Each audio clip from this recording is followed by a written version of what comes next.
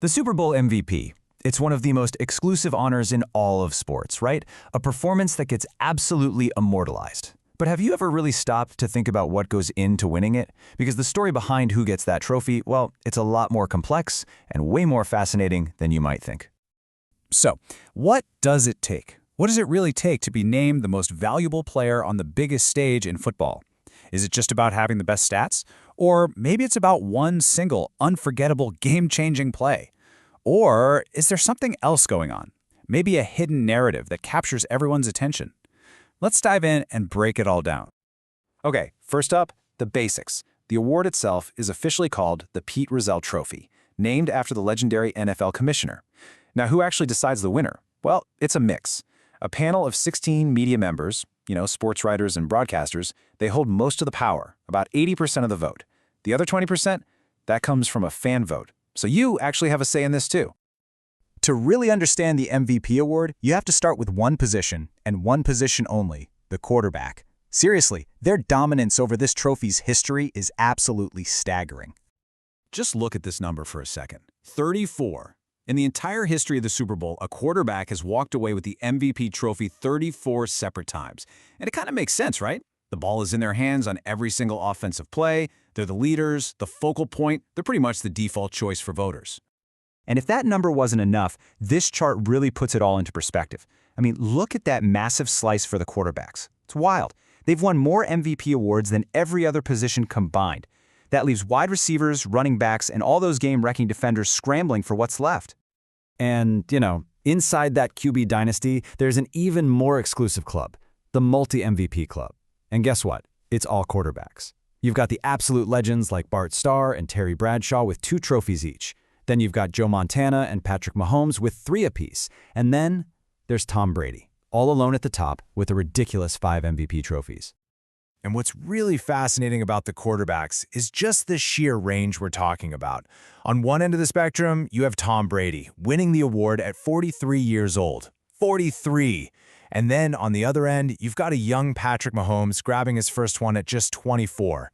It just goes to show you, this QB dominance can span an entire career. But what happens when the quarterback doesn't win? That's when things get interesting. That's when we meet the game wreckers, those players who were so ridiculously dominant that voters just had no other choice but to look their way. Just look at this contrast right here. 34 MVPs for quarterbacks, and only 10, just 10, for all defensive players combined, ever. That tells you everything you need to know. For a defender to win this award, the performance has to be more than just great. It has to be absolutely legendary. Now, if you're not a quarterback, who has the best shot? Well, it's actually a pretty tight race. Defensive players have a slight edge with those 10 awards. Right behind them are the wide receivers with 8, and then running backs with 7. So if you're going to break that QB stranglehold, odds are you play one of those positions. And oh man, when they do break through, the performances are just unforgettable. I'm talking about Jerry Rice putting up a mind-boggling 215 receiving yards, or Marcus Allen just running wild for 191 yards and 2 touchdowns. And you can't forget Von Miller in Super Bowl 50. The guy was a one-man wrecking crew with 2.5 sacks and 2 forced fumbles. These aren't just great games, they are game-defining, award-winning statements. All right, so we've seen the QBs, we've seen the game wreckers, now it's time to get weird. Let's talk about the outliers, the moments that break all the rules and make the history of this award so much fun. Meet Chuck Howley. He was the MVP of Super Bowl V. The incredible thing, his Dallas Cowboys lost the game. He is still the one and only player from a losing team to ever win the award. And you know what he did? After picking off 2 passes, he was so upset about the loss that he initially refused to even accept the trophy, calling it, quote, meaningless. And the weirdness definitely doesn't stop there. In 1978, the vote was so close, they decided to just give it to 2 guys. For the first and only time, 2 teammates, Harvey Martin and Randy White of the Cowboys, shared the MVP award. Then, fast forward to 1997, and the award went to a player who wasn't on offense or defense. And that player was Desmond Howard. He is the first, and still the only, pure special teams player to be named Super Bowl MVP. He was just electric. He racked up 244 total return yards, and he sealed the deal with an unbelievable 99-yard kickoff return for a touchdown. There was just no one else it could have gone to.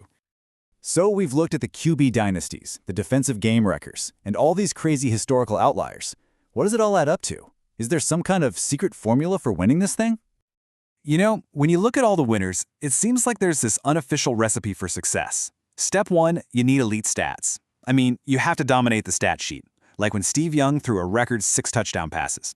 Step 2, you need that signature moment, that one play nobody will ever forget, like Santonio Holmes' incredible toe tap catch in the corner of the end zone.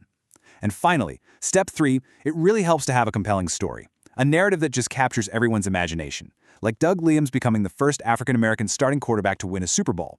It's that powerful mix of performance and story.